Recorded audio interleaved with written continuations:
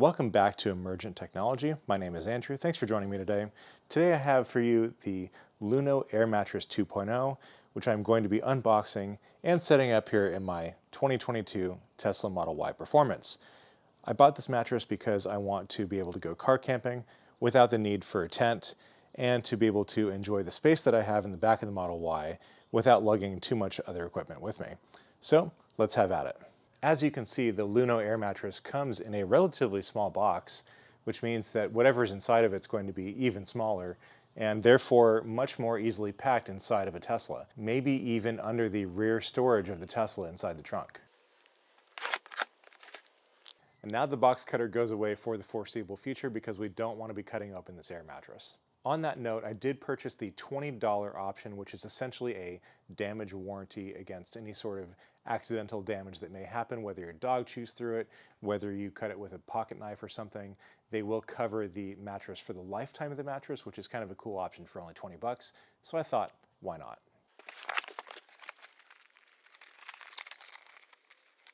First thing first, looks like what we have here is the air pump itself, along with a couple of little adapters. I'm not sure when or how these are going to come in handy, but we'll see in just a moment. Let's continue.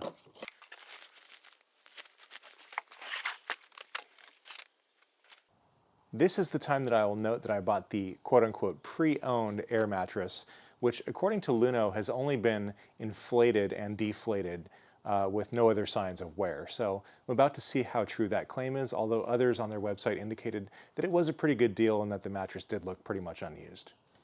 All right, so here we have the actual air mattress itself. I don't know, I'm guessing this weighs about 10 pounds or so. And then what we have here are three what I believe to be center pucks that are used to stabilize the head of the mattress between the driver's seat and the headrests, or where the headrests would have gone on the rear seats.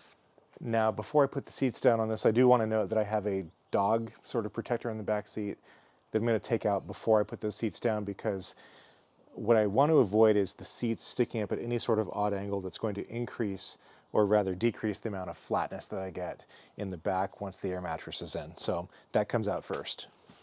I'm just going to sort of unlatch it from the back seats first and then sort of just toss it over the front seats a little bit so I don't have to unhook them from the headrests, because that is a little bit of a hassle. And now for the Tesla Model Y's convenient feature, these little switches here that electronically actuate the seat releasers for the back seats. And they fold down nice and easy just like that. Although they don't come back up using any sort of electronics, it is handy to be able to put them down with a little touch of a button. All right, here we go for the inflation part.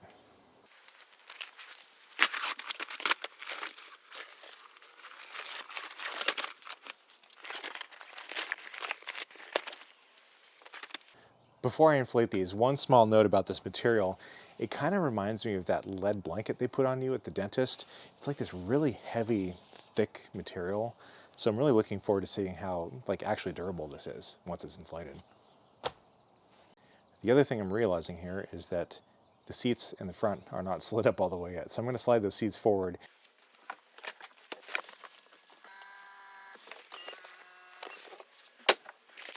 In full transparency here, I'm not even sure where the 12-volt socket is in this Tesla. I had the Model 3 before, probably in the same place, but I've never once had to use it. So let's go digging for it.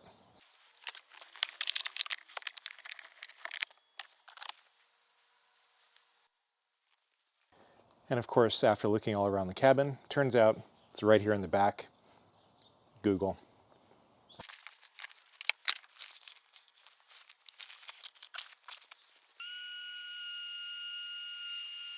Side 1 is inflated. That took a grand total of about 30 seconds. All right, well, let's go ahead and try side 2. Again, not very long to inflate that side, but I think what happened here is that I accidentally flipped over the mattress before I inflated it, so I'm going to flip it back. The reason I can tell is because there seems to be a crease here, and the crease is covered up by a thing on this side, which I think is meant to even it out if you have people sleeping across it.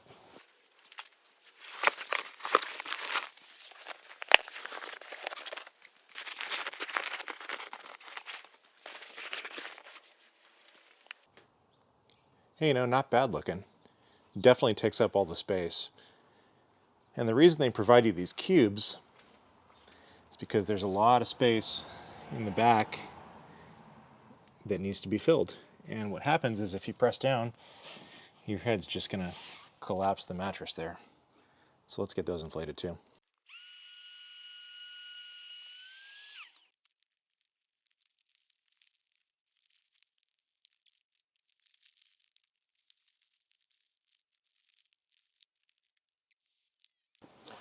All right, so with a little bit of finagling, I think I was able to get it put together. The cube things are deceivingly difficult, actually. I'm going to go ahead and hop in.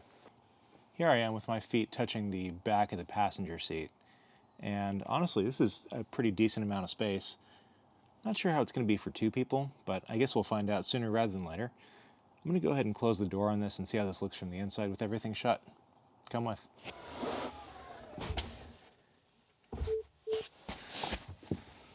That didn't quite work. I think part of the mattress was blocking it, so we're going to try that again, and if not, just close it from the outside.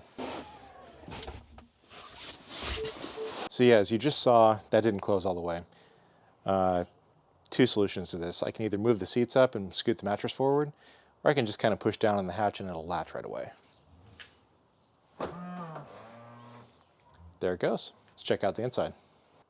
All right, so here's the inside of the Model Y with the mattress installed, along with the cubes. And you can see, the mattress is fairly spacious.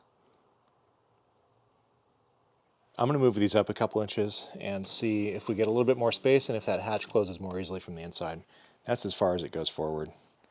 I'm also going to tilt this forward a little bit too. That's as forward as that seat's going to get. And forward on this one too. Surprisingly, as you can see a little bit, the driver's seat appears to go a little bit further forward than the passenger seat does in the Model Y. Huh. When I move the seats up, I also scooted the mattress up a little bit. Gives you a little bit of room here at the end, and I'm pretty sure this is going to close on its own now. Let's see.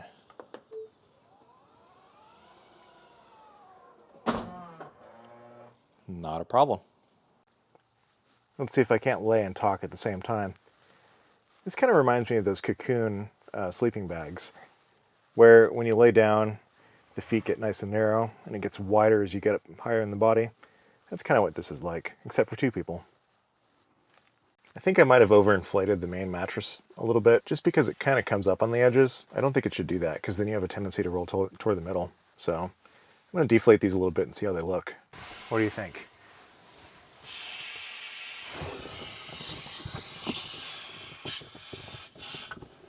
Could you actually sleep on this? I mean, I guess if you had to. You're being honest. I think it's super awkward. Okay, let me out. Take it that's a thumbs down. Now we're going to deflate the Luno, pack it up into its original packaging, and see just how small I can make it. There's two deflate outlets all the way on the top here. With those deflate outlets open, I think I can just roll it up. Let's see. I will note that the material does seem pretty sturdy even when inflated. It's better than your average air mattress that you buy for camping or for guests or whatever. Definitely thick, definitely some pretty sturdy material.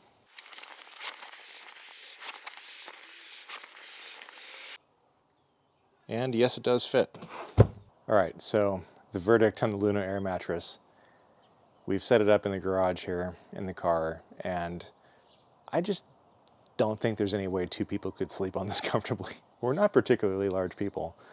She's like 5'3", but it was just kind of too cramped. I could see myself like using this on like a road trip with some buddies, going out for some like back roads, kind of driving and camping it overnight myself. But at that point, I might as well just like put up a tent. It's not really that hard. Perhaps if I were camping in the backcountry at high elevation where it was a lot colder, in which case I could benefit from the heating kind of features that the Model Y has, the camp mode. For the time being, like, is it worth returning it? Is it worth keeping it? I honestly don't know yet. We're talking $320 after the tax and warranty. I mean, it doesn't even really like fit the sides that well. I thought it would be a little bit more contoured to the car. I don't think it's a terrible disappointment. I don't think it's one of these things that is going to be like magically better with a different product, to be honest. Like, the car is still a Model Y. It's still the same size on the inside. The mattress makes good use of the space that's in here, but you're still trying to camp in a Model Y. So one person and a dog maybe, but two people, probably not. Two people and a dog, definitely not. Plus, where's all your other stuff going to go? Like, I'm not going to build a wooden platform for this and put the bed on a platform, put all my camping gear under it, and then store the platform in my garage when I'm not using it. That doesn't make sense. The whole point of this was to be convenient, to save some time, and to not have to put up a tent. And so far, I'm only convinced of one of those, which is not putting up a tent. Otherwise, I'm not sure it's very convenient, and I'm not really sure it's saving me that much time because it was a real hassle to set up. So that is my lukewarm review of the Luno Air Mattress 2.0. Take it or leave it. Thanks for watching today. If you liked what you saw in this video, even if you didn't like the Air Mattress, go ahead and leave some comments. Maybe consider liking the video, maybe consider subscribing to the video and clicking that little bell icon so you get notified of new videos. That's it from us for today. Thanks for watching Emergent Technology. Cheers.